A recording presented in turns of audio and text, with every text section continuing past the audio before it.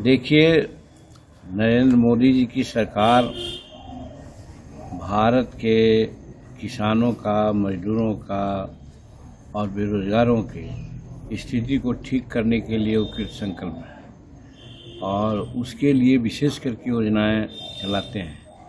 गत बजट में भी आपने देखा कि सारी सुविधाएं देने की बात आई। इस बजट में हम एक बात अलग से कहना चाहते हैं, शायद फाइनेंस मिनिस्टर के नॉलेज में जाए कि संगठित क्षेत्रों के लिए तो बहुत सा काम हो रहा है, लेकिन असंगठित क्षेत्रों के लिए काम नहीं के बराबर है। न तो उसको संगठित होने के लिए कोई बायला बन रहा है और न उसके जो संगठन है जिसके अभाव में उनकी मांगों को कोई दर्शा रहा है। तो इसलिए इस बजट से हम अपेक्षा करेंगे कि असंगठित मजदूर जो खास करके खेती गृहस्थी में लगा हुआ है, वानिकी में लगा हुआ है और भारत के जो आय हमारी है उसका 76% खेती से ही होती है, तो जो देता है उसमें सहयोग देता है, उसकी आवश्यकताओं और उसके वेल बीइंग के बारे में तो जरूर सोचना चाहिए। आज किस रूप में वो अपने घर में रह रहा है, किस रूप में गंदी व्यवस्था में वो रह रहा है, किस रूप में मजदूरी का हनन हो रहा है।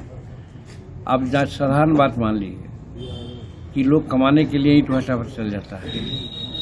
ईंट भट्टा पर अगर मान लिए मिल रहा है 45,000 रुपये, 1,000 ईंटा पाथी करने का 45,000, तो देता है उसको 25,000। इसको कौन देखेगा?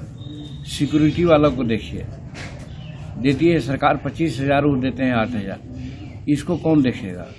उसी प्रकार से हमारे मजदूर खेत मजदूर हैं, मिनिमम मजदूरी है, वो मजदूरी नहीं मिलती है। इवन मनरेगा में आम लोग तो दे देते हैं 300 रुपया के आसपास में, लेकिन मनरेगा का जानते हैं 251 रुपया है या 201 रुपया है।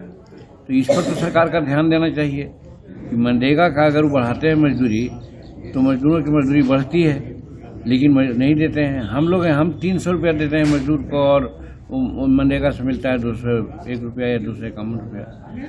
एक चीज़। दूसरी चीज़, जब बीमार पड़ता है खेतिहर मजदूर, उसकी पत्नी गर्भावस्था में होती है, उस समय के लिए कोई व्यवस्था है? हम समझते हैं कि इस बजट में इस तरह की भी व्यवस्था होनी चाहिए। ये है। बाकी और सब चीज़ के लिए तो कहना ही नहीं पड़ेगा कि नरेंद्र मोदी जी अनएम्प्लॉयडों के लिए, छोटे छोटे व्यापारों के लिए खुद लगे हुए हैं, तो उस पर तो होगा ही। लेकिन इस मायने में भी हम चूँकि एमएसएमई विभाग देख रहे हैं और प्रधानमंत्री विश्वकर्मा योजना भी इसी के तहत है, तो हम लोग देखते हैं कि उसमें पैसे की कमी है, अलॉटमेंट में दिक्कत थोड़ा हो रहा है। हम चाहेंगे कि एमएसएमई के अलॉटमेंट जो है उसको बढ़ाया जाए।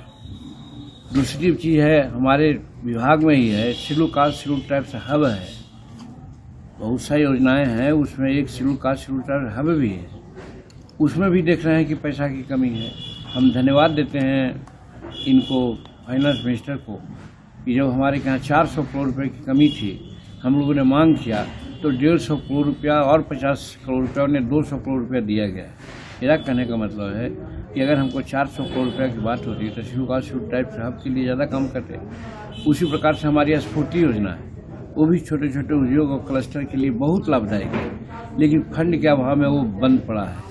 तो इसलिए हम अपने विभाग के बारे में अपेक्षा करेंगे कि इस पर ध्यान दिया जाए, ताकि हमारा जो स्फूर्ति योजना बंद पड़ा है और फिर हमारा schedule caste schedule tribe hub में कम पैसे कम पड़ जाते हैं, या फिर और दूसरी जो ऑर्गन है एमएसएमई का, उसमें पैसा की कमी नहीं हो, तो हमारे गांव के जो छोटे छोटे लोग हैं, सूक्ष्म उद्योग करने वाले लोग हैं, उनको नियोजन दिया जा सकता है, जो नरेंद्र मोदी जी का सपना है।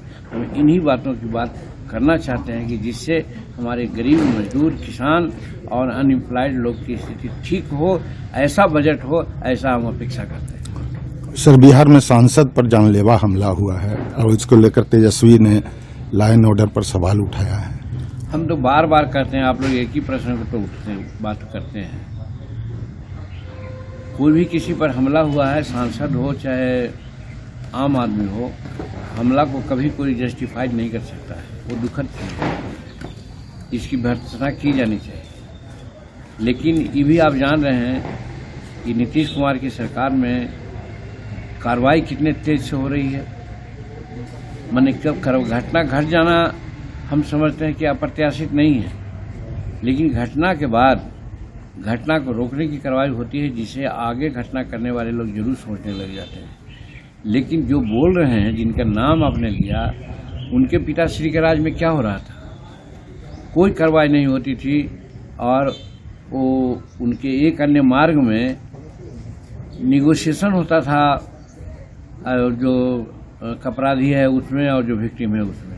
वो काम तो यहाँ नहीं हो रहा है। तो इस तरह से उनको बोलने का कोई अधिकार है, लेकिन जमहूरियत है, जो मन में है सो बोल देते हैं।